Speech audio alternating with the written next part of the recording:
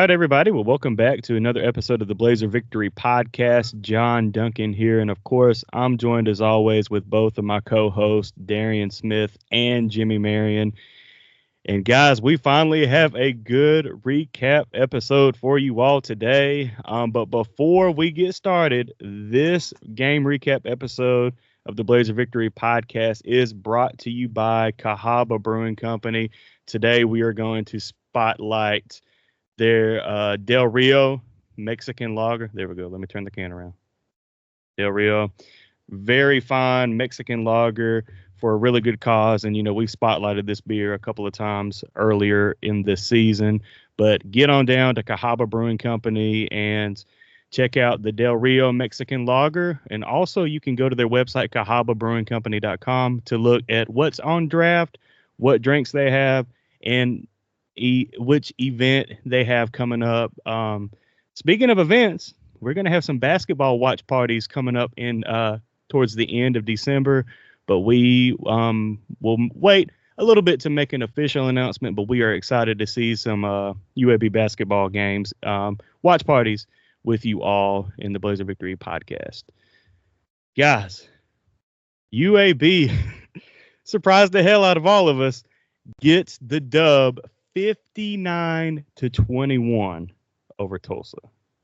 Bro, we was up 45-0 at one point. Shoot, and they got they got that last touchdown late in the first half, and so it was 45-7 at half. And I think everybody at Protective Stadium was looking around each other like, "Where has this been?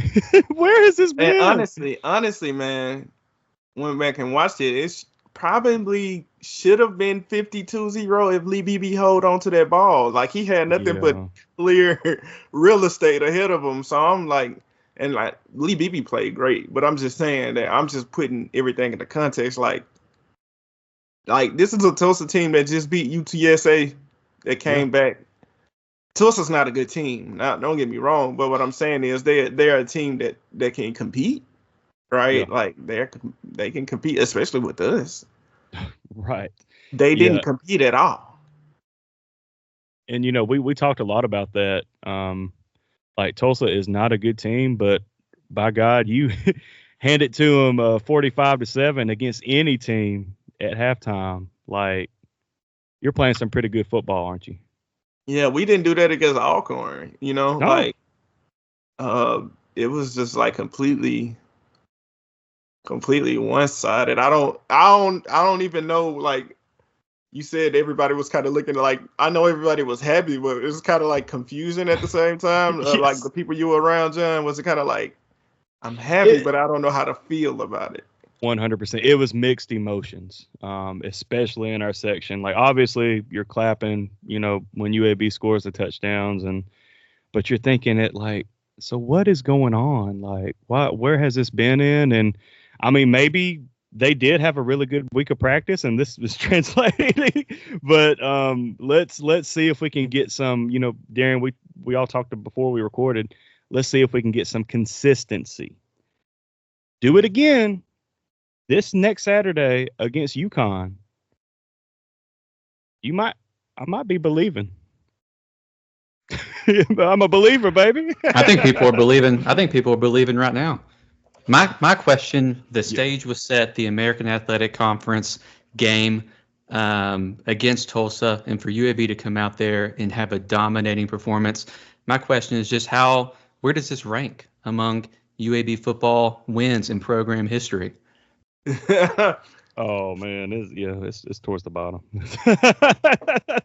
So but we've been told. I mean, we're saying right now that all season we've been told that this is the team that has been shown to practice, and it showed up. And so, hopefully, any kind of criticism that starting with me that I said, hey, this team is not performing. Hopefully, I was just dead wrong, and that this hire was the innovative genius hire that we were told that it was, and that the team is ready to hit the field and end this season with some momentum. You've got, 6? We got 4 games left, and you still got the opportunity to make a bowl game and still get that 7th win, which is what at the beginning of the season I had projected.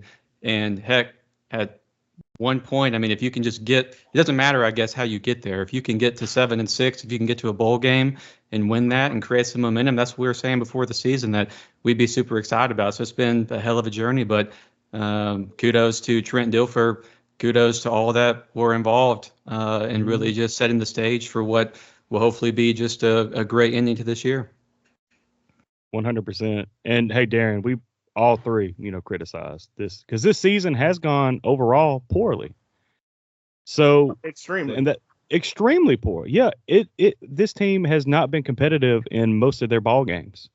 But and that's what my statement earlier, if we can see this same performance this next Saturday against you, or this last 4 games, realistically, you're probably not going to beat Memphis. But hell, UTSA just beat Memphis. I know it was in the Alamo Dome, but it can be done. And what I do kind of want to start off, and we'll get into Cam Shanks more, Jalen Kitna, obviously, Milliner, a hell of a game, and hell of a game for the defense, I think. But before we get in there, before any of that, I loved the emotion that I saw on the UAB sideline. Big props to Cole Peterson, because I saw him leading the charge with everybody, and I swear I don't know how energized that dude is, but he was running around every third down, every big play, getting the sideline pump. I have not seen that at all this season. We go back to the Army game. That sideline was emotionally dead from the get-go. So something. You want to know why they was emotionally dead from the get-go? Because we got dominated from the get-go. It wasn't to be emotional and happy about, Mm-hmm. Good point. But as I'm saying, like, maybe there's a chance. I mean, look, realistically, and we keep it real on BVP, for real. Like, do we anticipate UAB going 6-6 the rest of the year? No. But we saw a lot of positives, granted, against a terrible Tulsa team. But I mean, Vegas had UAB as a 2.5-point favorite, and we beat that ass. We beat that ass. And that's what you want to see out of this football program. Normally it was the other way around. But major props to the players. And we can feel how, as UAB fans, you can feel how you want to feel about leadership at the top in this football program. But you for damn sure better be happy for these players, especially the seniors, the guys that have been around for 4 or 5 years. Glad to see them get a W, especially on homecoming and especially for Children's Harbor. I mean, hey, we might need to have them kids around to practice every week if this is what we're going to get going forward. So my thing is people love to go back and they take a moment. I think we all get stuck in the moment, right? The truth is, up to this moment, we've been the years he's been here at the time, we haven't been competitive. We've been pretty terrible. You know what I'm saying? That's what the truth is. So you can't go back and say, like I heard Jimmy say about the criticism. He said that like maybe I was wrong. No. The criticism is valid. The criticism is deserved. I made sure I said that. The thing is about criticism is you need to filter out what is true. Like if somebody speaking out of emotion, or are they speaking out of productivity, what they see? What have we seen this whole time? Anything that we've said hasn't been unfair. It's been truthful.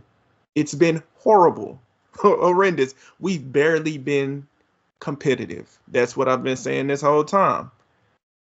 Let me take my gum out. This was the first game. I'm including Alcorn. I'm including NCAT into this. This is the first game that I've seen that from like the first snap to the last, for almost all plays, that we were physically dominant. This was the first game I've seen us make high IQ plays. High IQ. You want to know what's like exemplary of like high IQ plays? Look at a lot of those punt returns. Look at how many of those guys were making sure they pulled up. It was multiple times guys was making sure, but they shielded them. And let me not do nothing stupid to negate this touchdown. That happened a couple times. I saw a couple of screens where I said, you know what?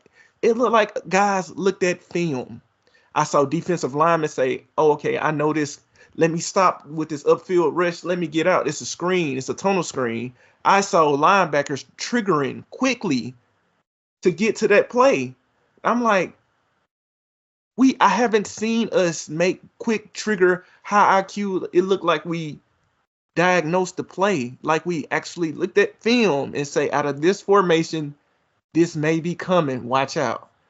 We were doing those things physically. I know we're gonna look at Cam Shanks, we're gonna look at Amari Thomas, we're gonna look at Jalen Kitna, Lee Beebe. All of those guys deserve their praises because they were like mismatches. Go back and look at that game, then go back and look at other games where we just didn't have time. I'm like, Jesus Christ. But this game, for whatever reason, and we played 9 offensive linemen, like we had whole switches. I can tell you the whole, we kept the center the same in Brody Wilson, but from left tackle to right tackle, we switched it out. Besides, we was having full line switches. And for the most part, it was a mistake here and there. But for the most part, we were physically dominant. When we were, shout out, and I would criticize them, shout out tight ends, especially Bryce Davis on this one, because he was physical blocking on the edge. He was physical. I saw the effort. I don't know anything about Tulsa players on defense. They seem like they suck. But but it's the effort and the IQ that our guys were playing with that I haven't seen. So I'm doing this thing to where I'm like judging from just us, our standpoint. I stopped scouting because I'm like, I need a reason to scout, because if we're gonna play so inconsistent, there's no reason for me to even look at the other team. It's all about us. And what I saw from us, this was like the best game from an IQ standpoint and the physicality, us getting after it, us showing effort. So, like, I love guys like Sarai Bryant. I'm seeing leadership. I saw Sarai Bryant he ripped into Tariq Watson because he didn't motion along with the guy. He was doing this, like, get over. He didn't get over.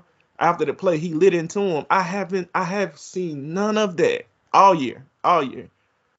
So maybe this is the one time when Trent said something about good practice. Again, we've been hearing about good practice since last year. Maybe they really had a good practice and took something from it.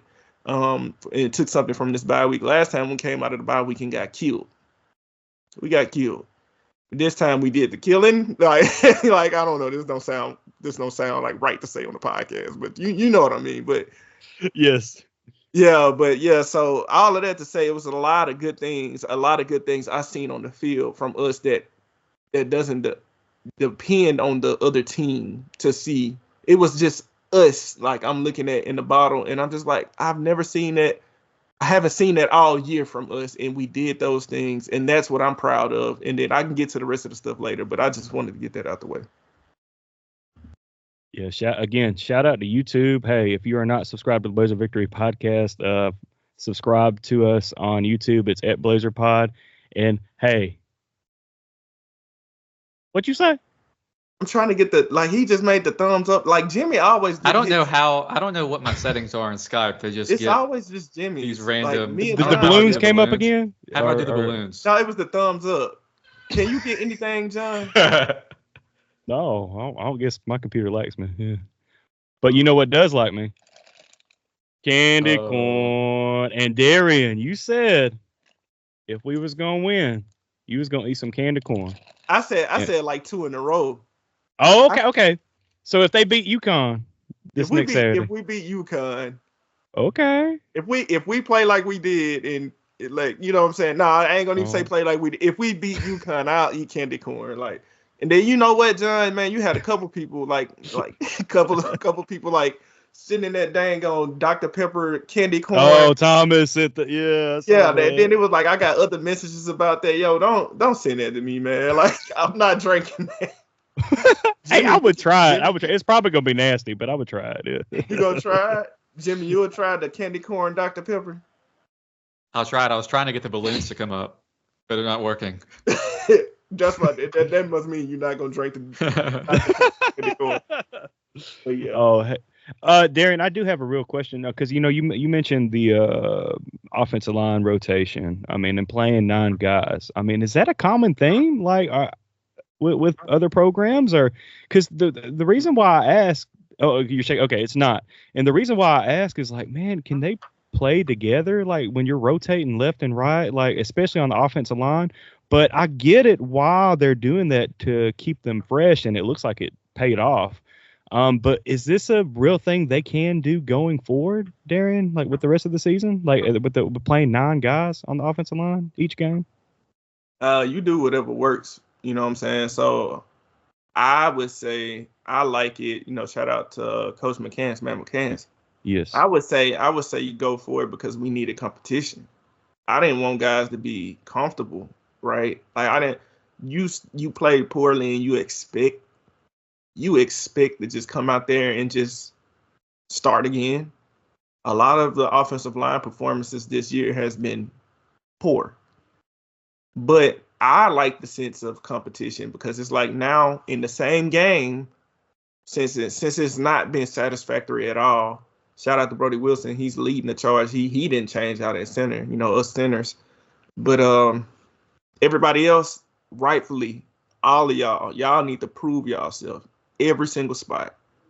And I don't think outside of Brady Wilson, I don't think no spot has been. I don't think nobody's been satisfactory from left to right tackle.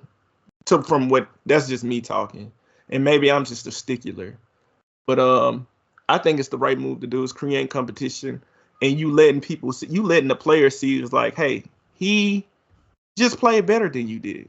He played better, so now he deserves the chance to start and to see if he can hold on to that. You need to try to take it away and go practice, but I just like the sense of competition and urgency that it's putting inside this offensive line. It seemed like it worked.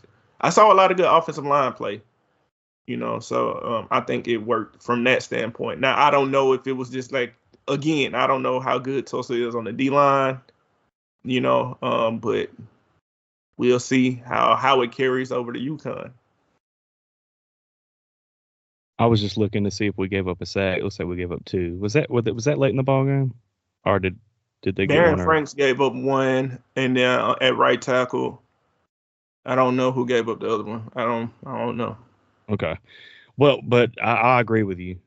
Solid performance of the offensive line. I mean, hey, whatever works, keep doing it. I just worry about the gelling of that offensive line if you keep doing that. But hey, it keeps everybody fresh. You got to get to the point where you got something to jail. You know what I'm saying? We didn't have anything worth jailing. We need to figure out who can play. You know what I'm saying? So you need to earn that spot first. So that's how it's competition above everything. 100%. Well, I think this is a good way to transition into Jalen Kitna's performance. School record tying 6 passing touchdowns, 25 of 32 for 404 yards. Guys, this was by far Jalen Kitna's best performance as a UAB Blazer. He just looked, whether it's the offensive line giving him more time or more time to gel with those receivers, and more importantly, more time to gel with multiple wide receivers. But man, he looked on point yesterday. Wouldn't you say so? Yeah, he definitely delivered. Like one play, I'm gonna go back to that drop pass we talked about with BB, whatever. That was a hot route. They sent more. They sent 6 guys to rush, 5 offensive linemen to block. He had to make the right read. Plays like that tell me that hey, he's grown over this time. You know, he took the one touchdown to Cam Shanks where Shanks took it. It was underneath route, bam. He took it. He split safeties. He's gone. You take what the defense is giving you. They're coming on the blitz. You just make the right choice, and you trust your receivers.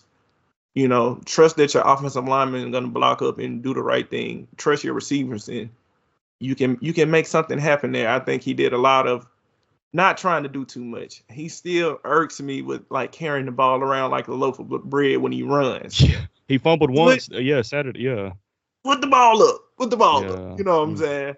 But but it's so much that you can't really argue against when a guy throws for 6 touchdowns and over 400 yards. And a lot of his reads, he was decisive, you know, and he just made his reads and he trusted his players to make the play. And like I said, I think a big difference with him is like throwing into pressure. When he's facing pressure, he's a lot more inaccurate than not. I think so. If I was him, I would challenge him to step into the play. I mean, step into that pass no matter what. If you're gonna get hit, step into it, deliver it. But shout out again to that offensive line. Shout out to those tight ends for making the blocks. Oh, I know who gave up that other sack. I just thought about it. It was the running back. It was Witherspoon, number 5. I remember he was in. It was a blitz from a linebacker, and then he didn't pick up because the center slid left.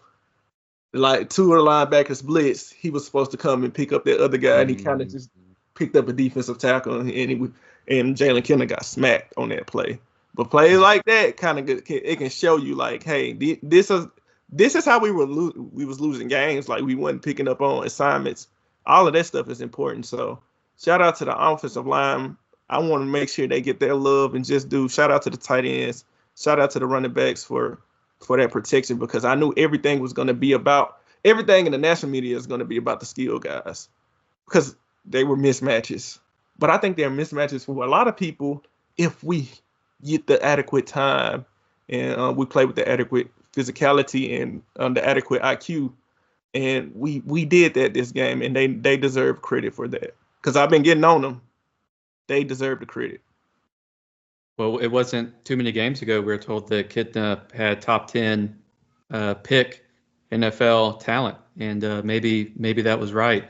His QBR has improved each and every game. 2.1 was the first outing to 30 to 41. 92.5 was his last outing. He threw 3 picks in his first game, 2 against Army, 1 against South Florida, and 0 against Tulsa. So you're looking at his efficiency, his completion rate. His completion rate was as high as it's been in his starts. He's throwing less interceptions. He's comfortable, to Darian's point. He's good. He had good pocket presence on a few of his plays. There still were, to your point, a couple of plays that there was one in particular that could have easily been intercepted by Tulsa. But, for the most part, he's improving each and every game, and it's been fun to see. Yeah, Jimmy, I was going to say really only 2 bad pass attempts from Kitna. And one you mentioned that he's lucky he didn't get intercepted. But a couple of those 7 incompletions were, as we said earlier, drops. Lee Beebe dropped one. I think Cam Shanks dropped one. And that was a beautiful ball. I think it was a fade route. Kitna while scrambling through like a crazy touch pass and put it right where it needed to be, but Cam dropped it. But it is good to see the progression of Kitna, and Jimmy just went over the stats. We still need him to if he's going to tuck it and run, he better tuck it high and tight, man. He better put some glue on his arm or something. But yeah, incredible performance by Jalen Kitna, 6 touchdown passes. And we've already hit on Shanks. Special teams in general was phenomenal. DeLonga missed his first field goal attempt late in the fourth quarter. I hate to say that. I hate to see that, but he nailed a 52-yarder in that game. How long was the one that he missed? I think was it 40? I think it was like a 40, 42, 44. No, I never would have. I know it was wide, yeah. But yeah, then hey, we got Cam Shanks and we had Amari Thomas. Mm-hmm. Those guys are just like, I think when they're slotted appropriately, when they're used the right way, and when we have enough other threats out there, those guys are mismatches. One of my favorite passes was the RPO, the dime to Amari Thomas. Like, to me, that was a clear, like, it was, hey, Lee Beebe fake handoff. Oh, he can't really fake that much because they're coming on the blitz. He pick up his guy immediately. It was just everything to me. I love seeing all of it kind of work together. I saw the offensive line slide to where they supposed to, and they created the illusion of a run because they was like blocking guys down. They got on their side of the field. It drew the safety up, coming to make the tackle. Lee Beebe go block the linebacker, throw it in right behind them. Great route by Amari. He just hit him with the stutter, come in, boom, dime on the money. That's how all of it worked together. Like, how many times this year have we seen, like, it's always somebody not doing their job. It's like one thing that don't go right, and it's like a pick six. Yeah. Or like a guy just miss an assignment and strip, fumble, like sack. And that's football. When people say it's a game of inches, that's what they mean. You have to have all of this stuff work together.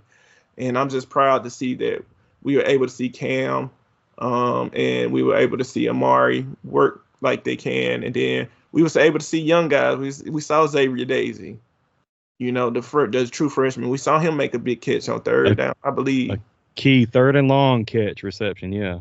Yeah, and we saw Corey Milliner make a couple. I swear he had more than 3 catches. I'm looking at the box score. I thought he had he had 1 drop.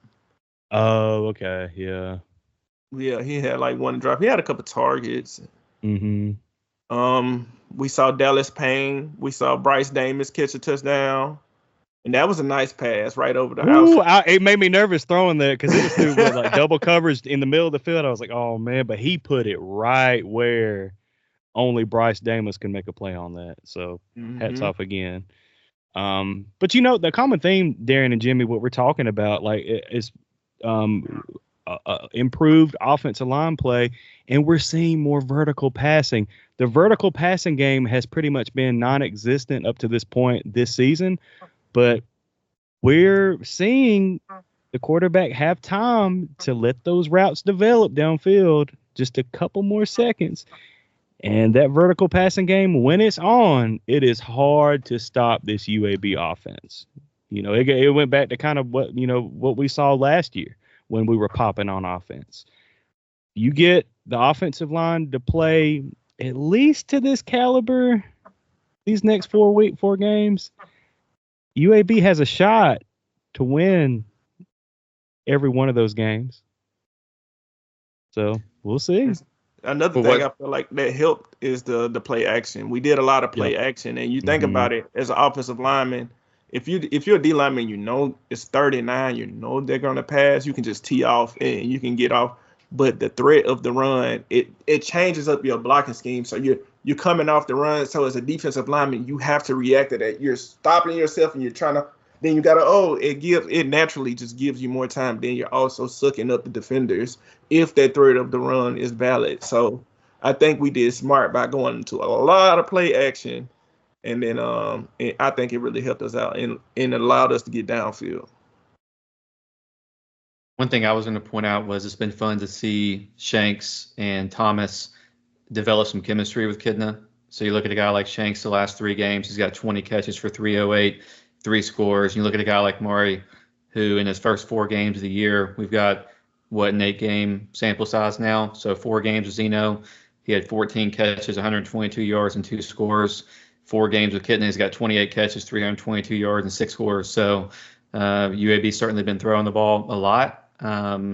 And John talked about some of which has been more vertical, but Shanks and Thomas have certainly appeared to be beneficiaries and vice versa as it relates to this new high volume passing game with Kidna at the helm. And I 100% think the guy that sets the tone for the skill guys is Lee Beebe. Like the way that he finishes runs, like forget a box score. I'm talking about just looking at the game and the way he blocks. But the way, like, if you take that screen pass that he caught and he got the first down, he broke a tackle, boom, broke another tackle, boom, first down. And the way that he was finishing all of his runs, if you catch him one-on-one in a booth, and like I call the booth is that little scene in between the offensive line and linebackers, and maybe the safety is running down. And so it's like them in this, he'll hit you with this little stutter step thing. Either he's finna juke you or he's gonna give you that shoulder, kind of break your tackle, run you over. I love we're talking about consistency.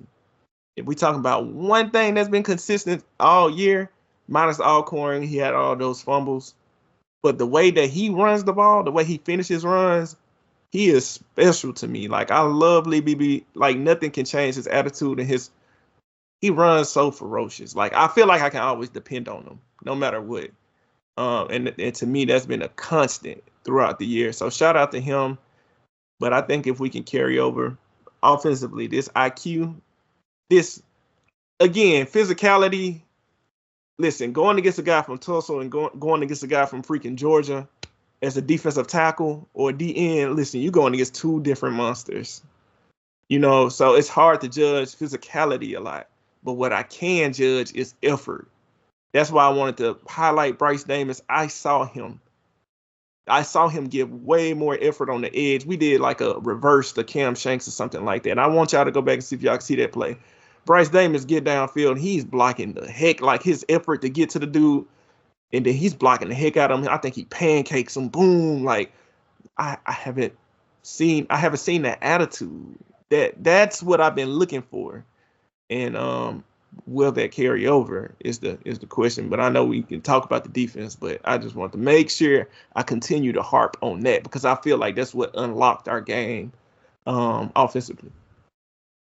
Well, speaking of the defense, UAB holds an opponent to under 30 points. 21 points allowed by the UAB defense, and 7 of that was just in garbage time. So really, only 14 points. But the difference is special teams. The Tulsa, I don't have it in front of me, Jimmy. Maybe you have it. But if not, I feel like Tulsa started almost all of their drives like on their own, like 20-yard line or 25-yard line. So they had a long field to go, and that special teams set the tone for this ball game. It wasn't just Cam Shanks. I mean, a lot of it was Cam Shanks. Shout out to Cam. But the 38 special on kickoff coverage was good. And Tulsa, I mean, I think they had like 4 blocking the backs, or I mean, they had their own issues. But shout out to special teams for helping out the UAB defense, especially in this ball game. And you can say what you want about Tulsa, but that was a huge improvement from this UAB defense. And I'm also waiting to see this next Saturday if that's going to carry over against a good UConn team and against a good rushing attack from UConn. So has the rush defense improved? I think it has, but I mean, it's against Tulsa. But if you can limit UConn's rushing attack, UAB might have a chance in this ball game. You were spot on, by the way, John. They on average had to go 74.4 yards as it relates to Tulsa. UAB won the field position battle for only the 3rd time this season against an FBS opponent. And not only did UAB win the field position battle, but they were opportunistic,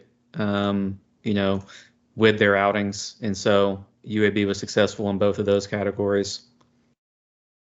That's great to hear. We dominated special teams. Like, that should have been almost 3 punt returns for a touchdown if he didn't step out of bounds. It was just, again, I think we see the special plays, and Cam Shanks is fast, quick, all of that, breaking tackles, all of that. He deserves the accolades, and he's going to get that. He's going to get that. Again, it's the physicality, it's the blocking, it's the IQ, making sure you don't do. Ask Tulsa about their blocking the backs. Like John mentioned, over and over and over again. They kept doing it. It's just dumb mistakes. We didn't do that. It's like we actually got coached up, and they executed. They executed like, hey, I'm going to block this dude. I'm going to be physical. Let me make sure everything was, they worked together on special teams. So shout out to special teams. Shout out to 38 special. Those touchbacks are clutch. We didn't really have to use our punter that much, but hey, that's a good thing always, Hey, the one punt in the first, was it the first half? I can't remember, or maybe it was early in the second half in the 3rd quarter, but Patrick Foley nailed. I know it was before halftime. He nailed that, like from the goal line, like took like a 56-yard punt. And the coverage was good too. So yeah, and it just goes to show you the importance of special teams and how they can flip a game or just give you that momentum. I think giving us momentum is like very much underselling what it did. We had like 2 returns, like the 3rd one basically put us in position to score. Like, come on, man. Like, it's domination of special teams. And that's, I don't know, man. That's kind of what they used to do back in Virginia Tech, back in Virginia Tech's heydays. It was like the special teams play. And you have to put special teams matters. Like, it really matters. Like, so shout out to the coverage team, return teams, and of course King Jonah All hail King Jonah. That's my guy. I love that we have somebody that should be on a national award. I don't care about that 42-yard. Like he was just doing something. It was the end of the game, bro. Yeah. Like he didn't really care. He was ready to go party at that time. So yeah, but when it was like when it mattered, 52-yard nailed again. Yes. Like he's the guy. Shout out to King Jonah. And Jimmy, do you have any stats for us defensively? I don't know if you had anything pulled up. Yeah, John mentioned about the rushing game. That was the first time all season against an FBS opponent that UAB did not allow a score on the ground, which is good. You look at the defensive line, UAB had 10 tackles for loss, 10 TFLs, which was a season high. And also the UAB defense forced 2 turnovers. UAB forced 2 turnovers, and that was the first time this season, I believe, that UAB did not have more turnovers than the opponent. And so UAB was certainly active on the defensive side, and that showed up with that defensive line getting after the quarterback, which was good to see. Yes, and hey, Everett Rusall, 11 tackles, Michael Moore, 8 tackles.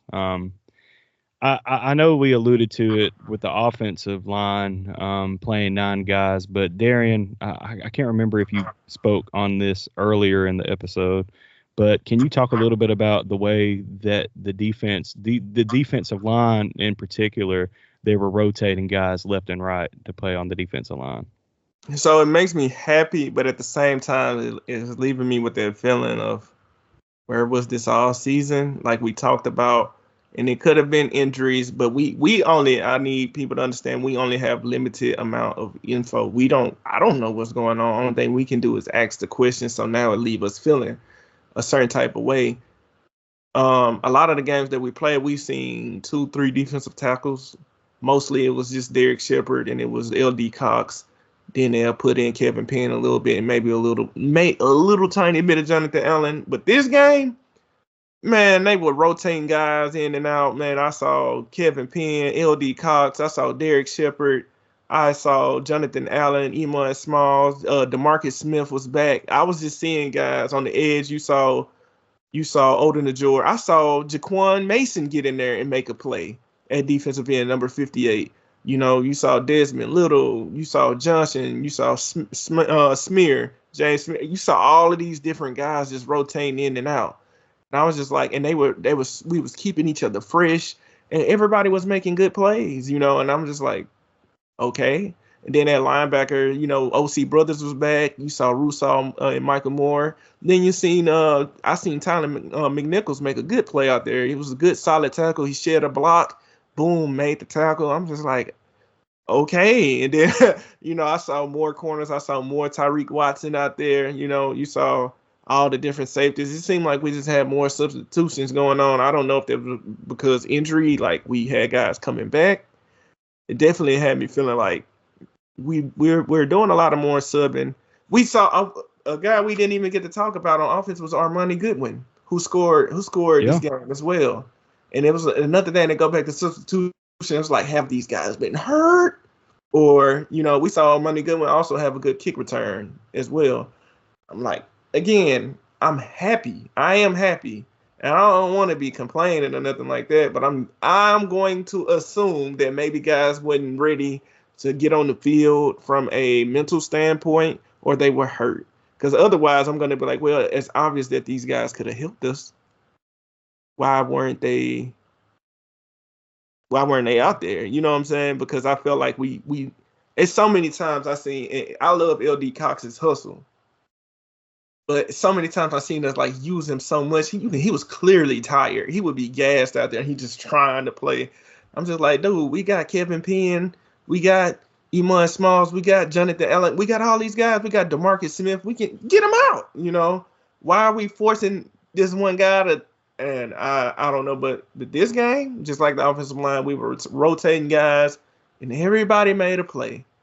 And I think I've been harping on like guys like Sarad Bryan and Adrian Maddox. Go back and look at the film. Adrian Maddox is all over the field, bro. Like he's making solo tackles. He's celebrating. I don't get what this is. Is this saying like that's been the thing? I think Yeah, I think Western Kentucky started that, or the guy from Western Kentucky. He was like, I don't know. It's Did like they shoot. start that because they've been doing that? Like, is that saying like they stink or something? Like, what I is think it? so. I think so. Is Yeah. that does anybody know? Like, they all do this. I'm just like, yo, what is this? Where is this coming from? I don't know if I like it. That's what I'm saying. I'm trying to figure out if I like that celebration. It's kind of taking over like the gritty. You remember when the gritty took over? Oh, Nora's been doing the gritty, bro. Oh, Noah still. It's make its way down to the elementary schools, man. I'm like, man. Like the gritty's on the way out. Like, Noah they got to get ahead of the. There's not too many people gritty in there much unless you're Justin Jefferson. It's like, come on, man. They're doing this right now. I don't know what this is. That ain't no stanky leg for sure. We know about the stanky leg, don't we? Yeah, I want to see something new. I don't think I'm a fan because, like, are you like an elephant? Look at my, I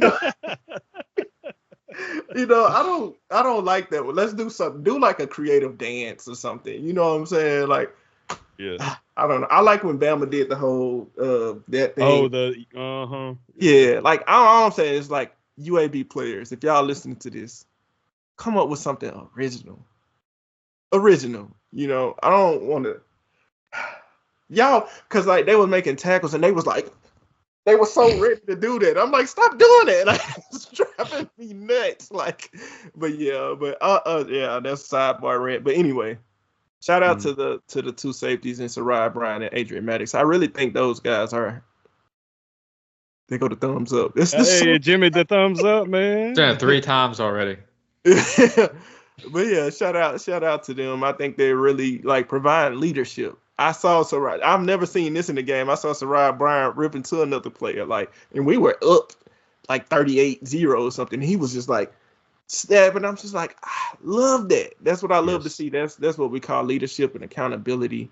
So minus things that we haven't seen. Like I said, I don't know how physical Tulsa is, as I don't know how they are as competitors, but things that we haven't seen from us, like what can we control? Haven't seen that at all. And I was seeing that in spades the other day. So I'm just happy for the players, man. 100% agree with you. Definitely happy for the players. Let's go to our Patreon. We've got just a couple questions from our BVP VIP Patreon tier. Reminder, you can join the Blazer Victory Patreon for as little as $5 a month, or you can join, and that's just the initial that gets you access to all the exclusive content that we do. There's another tier, the VIP tier, for $10 a month. It gets you access to our community chat that is once again popping off on yesterday's game, but that also gives you the ability to ask questions on our recap episodes. So first question, this is from Nathan. It says, one question that I have is, if this staff does salvage this season and goes, let's say 4-8, do you think Dilfer will be inclined to make staff changes still, or will we just run, or they just stay intact for next year? That's a loaded question. At this, I mean, let's just see what happens next week. You can't once we said from the get-go, you can't overreact from just this one game. You look at the whole sample, the whole season in its entirety. I don't think, just my opinion, answering Nathan's question, I still don't think that. I mean, I would be inclined to he would have to make some type of changes on staff. But that's something that we would look at the end of the year. And if you take a good broad view at how this season went in its entirety. But that is a really good question, Nathan. Steven, I think when you rack up wins like this, I mean, you pretty much validate the decisions that have been made to this point. And so I think that if the team continues to rack up wins, they get 4 wins, I don't see a staff change being made. So I would think that the staff would remain intact, that time, ultimately that the conversation about giving them time would be validated, and that we'd keep the same group. I disagree with. I mean, so let's just say they win 2 out of the 4 remaining games and finish 4-8 for 4-8 for a consecutive season. Do you think they would still? Well, see, Jimmy said the key words. He said if they rack up wins like this. Oh, like blowout wins. But so that's if you rack up wins like this, of course you can keep the same stuff. That means y'all found something. You know what I'm saying? Y'all found it. Y'all figured it out. You know, and if that's the case, you got another week to prove it, and then another week to prove it. You got time.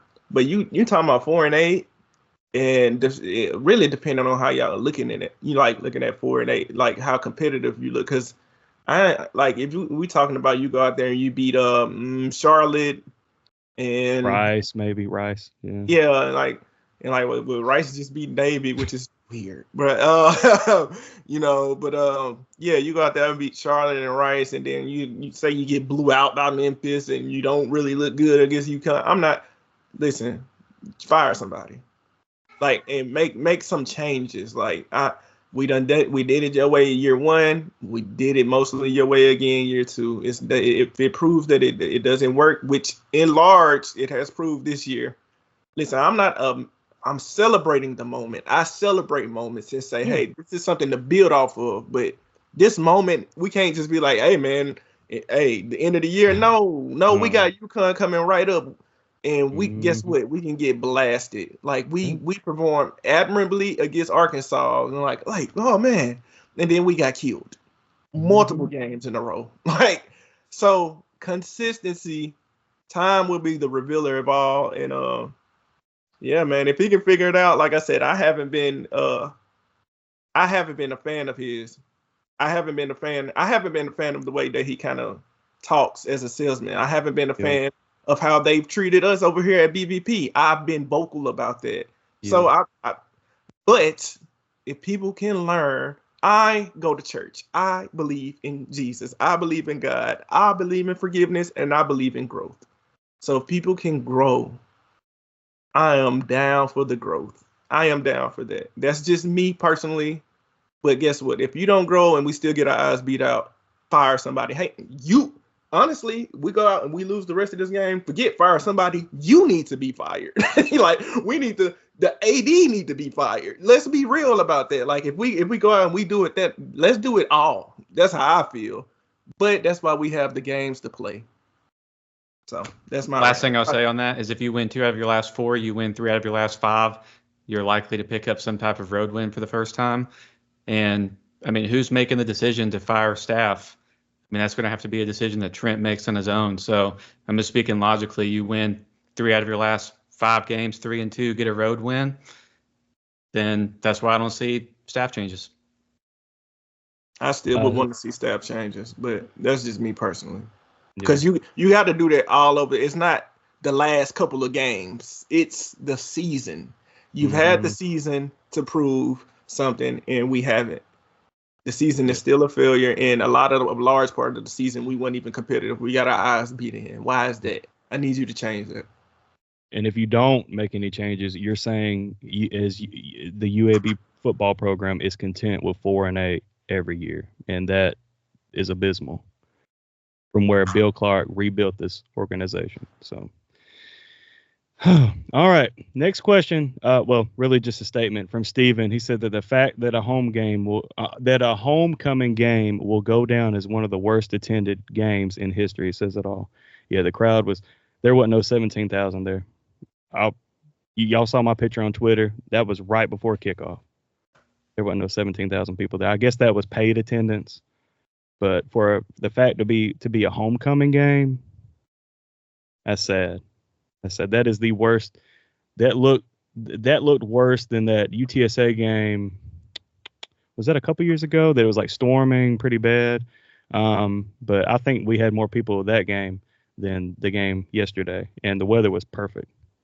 So, and what I don't want this fan base to do is blame the other fans. No. Hey, people have a right to. Yeah. Don't do that. I hate when they start doing that. You go to these groups and then y'all want to blame these other fans or whatever. I know a couple of people that were there. They was like still like tailgating. They didn't even Because look at the product, like the product. Yeah. Yes, we support. We know we're supposed to support and all of that, but you don't tell people how they supposed to support. Listen, we all grown. We got choices, man. They need to put a better product out there. I don't blame people. And guess what? A lot of those people that sat through terrible blowouts, and you gonna tell them that like they're wrong for not coming out. So like they done got their eyes beat in as a fan 3 times in a row, dog. Like they don't. No, they don't want to get their kids up and get out there and spend all this money and buy these tickets and buy these high-ass beers and stuff like that just to see the team that they want to come cheer on, to see them get their eyes beat in. No, as a player and as a coaching staff, you need to earn the fans' trust. Now, we give them a little bit of leeway, like, all right, you got your eyes beat in by Tulane, I'm going to come back. Oh, you got your eyes beat in by Navy. All right, man, hey, listen, when you get your together, I'll come back. And that's how I feel like. But shout out to the special ones, to the John Duncans of the world that say, you know what? I'm finna put myself back on the line to emotionally get damaged again. I'm gonna go through this again because we might get blew out again. But guess what? I'm here. Y'all hold a special. I'm a former player. I am not doing it. Y'all can say whatever y'all want to. I'm not doing that. I tell you to your face, I'm not doing that BS. Give me something to support. You know what I'm saying? Or give me a vision. Give me something. Sell me on something. Yeah. This is how you sell somebody on something. Beat the Tulsas of the world. Maybe come back and then see if we can beat the UConns. Good point. One more question from Mike. Says we kind of hit on this too. He's curious. He says, I'm curious what y'all think about the effort/attitude. We've seen it versus Alcorn, Arkansas, and now Tulsa. Will it be back next week? He's picking up that attitude and effort. I hope so. I mean, that's kind of what we're proposing. You know, the question. Hey, consistency. Can we do it again? Can we do it 2 weeks in a row? If you can, you might start to talk me into a believer. But yeah, I think that's a good way to wrap. Hey, Monday night, so this episode drops Sunday afternoon. You might even be listening to it Monday morning. Come Monday night, Bartow Arena, 6:30, UAB basketball tips it off against a damn good Vermont team. Like, this is a top Ken Palm 100 team. Really good. Shout out again to Patreon. Really good interview that I had on Patreon, previewing with Lee, the Vermont 25-minute interview. Fantastic. Hey, that's worth alone the $5 a month. And again, you can prepay. Hey, save 10% annually. Just join. Hey, Christmas is coming up. You know, you want to treat yourself and get a Patreon subscription? Go for it, man. We would love that. We would love the support. And hey, yo, guess what? Driving back from church today. My wife and the kids was like, look at that truck. It was a red truck. Whoever got a red truck, they had a Blazer Victory podcast sticker on it. Let's go, like, man. I was like, oh, like, I didn't even see who it is. Shout out if y'all drive like a red pickup truck. I can't even tell what it was, like a GMC or Sierra or something like that. Mm-hmm. But yeah, we worldwide, baby. Worldwide, baby. Let's go. Let's go. Ski. Oh man, but hey, yeah, we're gonna be back probably Tuesday or Wednesday, and we're gonna recap this big Vermont game for UAB basketball, and also do a little bit of preview of the UConn Huskies for football. But Jimmy, you want to send us out for today? Hey, hope everybody has a good week. We got a lot of UAB stuff going on. This is a great time of the year with the overlap in basketball and football. So everybody show your support. Hopefully UAB starts the basketball season off right. And we look forward to starting that journey with y'all tomorrow. Go Blazers.